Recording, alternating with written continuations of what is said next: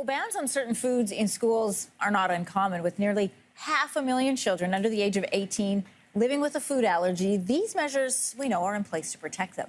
But a new study led by McMaster University suggests that the rules could and should be relaxed, with more focus put on training staff and students to deal with allergic reactions when they happen.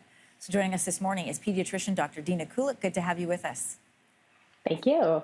I just want to let everyone know some of the study's suggestions include: do not prohibit specific foods site-wide, do not establish allergen-restricted zones, implement site-wide training for dealing with allergies, and stock auto-injectors like EpiPens on site rather than leaving it up to the children affected to bring their own. It's such a different approach. How would this be an improvement?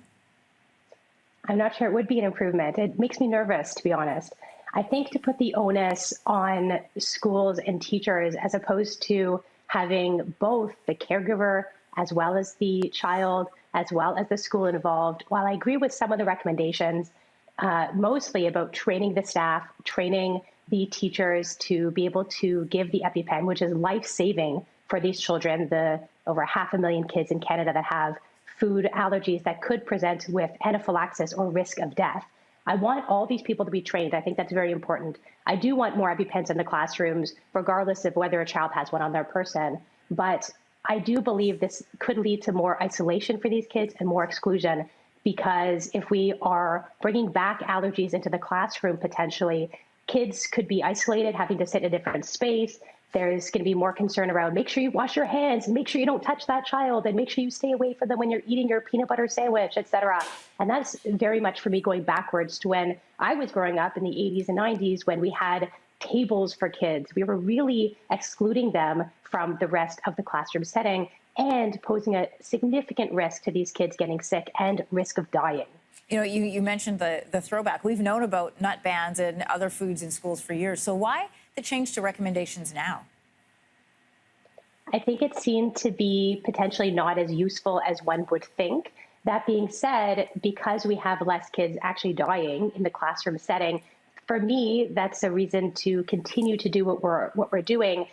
We can't really expect young children to harbor that responsibility, right? A 4-year-old or a 5-year-old or even a 10-year-old to know that they have the allergy, they should be avoiding the children in the class that are having those foods. Plus, now we've come such a long way. There are so many foods on the market now that are nut-free or allergen-free. It's very different than when we were growing up, when we didn't have these same kind of bans. For me, it's easier just to keep the allergens at home, keep the schools nut-free, allergen-free as much as possible, particularly if there's a child in the classroom with a known allergy. And you can eat the peanuts at home if you don't have that allergy, but why risk that? Why risk the life and safety and wellness of kids in the classroom? It just doesn't seem like something to worth fight now, especially when there's already so many restrictions in the classroom because of the pandemic. Going back to the recommendations from the study, what does treating a child with an allergy look like under those guidelines, and how does it compare with what you recommend? Well, the recommendation is the same. If a child has an anaphylactic reaction, meaning they have two systems involved. For example, their skin system, they might develop hives. The gastrointestinal system, they might start vomiting or having diarrhea. The respiratory system, they start coughing, wheezing, having trouble breathing. If there's two systems involved, we recommend immediately giving that child adrenaline or epinephrine or an EpiPen as the brand name and calling 911. The recommendation would be the same. A child is experiencing anaphylaxis, life-threatening reaction, we give the EpiPen, we call 911. But here the recommendations are to limit the limits of allergens in schools and to effectively train teachers and nurses and administrators to give the EpiPen, which they should be done anyway.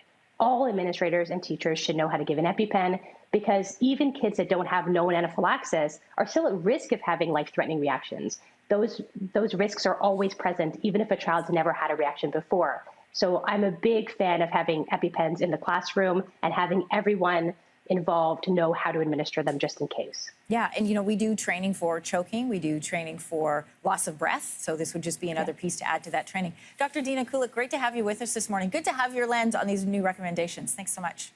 Thanks for having me.